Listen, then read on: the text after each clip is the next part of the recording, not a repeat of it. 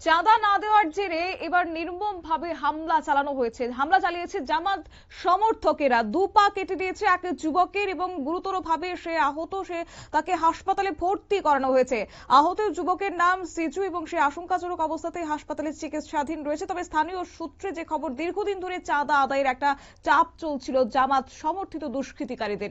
বিস্তারিত যাবো, সঙ্গে যুক্ত হয়েছে প্রতিনিধি শেখ মনিরুল। মনিরুল, কি জানতে পারছো?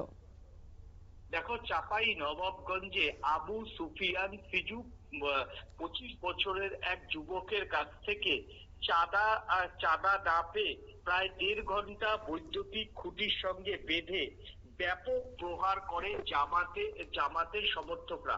মূলত তারা হচ্ছে শিবির, জামাতের যে ছাত্র সংগঠন, সেই ছাত্র সংগঠন শিবিরের সদস্য। যেটা জানা যাচ্ছে যে বৈদ্যুতিক খুঁটির সঙ্গে বেঁধে ব্যাপক মারধর, এমনকি 2 হাত এবং 2 পা কেটে নেওয়ার অভিযোগ উঠেছে। তাহলেই ঘটনার যে বিস্তারিত বিবরণ শুনে সেই সিরিয়ার কথা মনে পড়ছে। সিরিয়া বা আফগানিস্তানে এইভাবেই সাধারণ মানুষের উপর নির্যাতন করা হতো।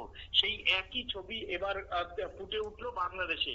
এই ঘটনায় জামাত শিবিরের কর্মীদের বিরুদ্ধে অভিযোগ উঠেছে।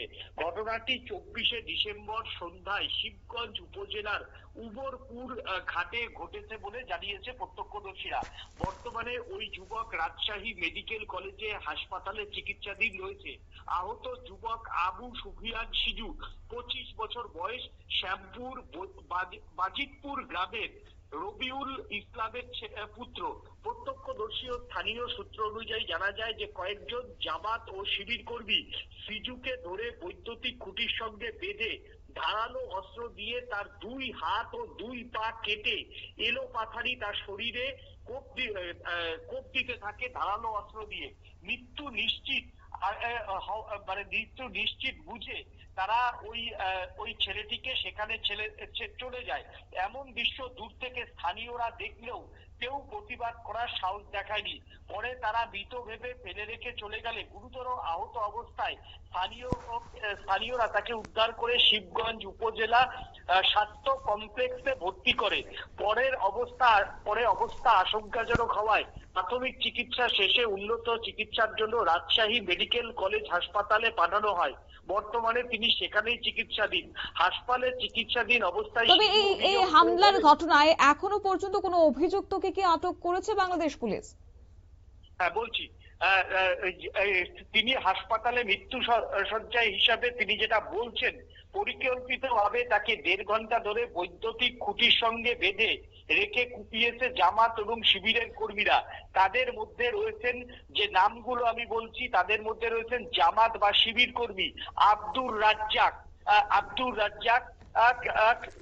শরণনগর গ্রামের আনোয়ার, চামা বাজারের পোল্ট্রি ব্যবসায়ী আবু সৈয়দের ভাই নূর সহ আরো কয়েকজন এই ঘটনায় জড়িত ছিল বলে তিনি পুলিশের কাছেও কিন্তু জবানবন্দি দিয়েছেন।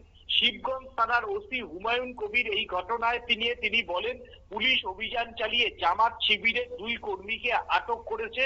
অন্য আসামিদের গ্রেফতার করার জন্য অভিযান চালাচ্ছে পুলিশ, এমনটাই জানিয়েছেন শিবগঞ্জ থানার ওসি হুমায়ুন কবির। ধন্যবাদ।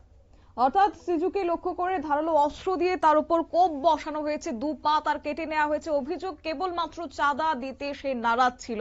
যদিও এখনো পর্যন্ত জামাত সমর্থিতদের মধ্যে 2 জনকে গ্রেফতার করা হয়েছে বলে পুলিশ সূত্রে খবর পাওয়া গেছে এবং অন্যদের খোঁজও কিন্তু পুলিশ তদন্ত করছে। নিয়ে নিচ্ছে ছোট্ট একটি বিজ্ঞাপন বিরতির, সঙ্গে থাকুন।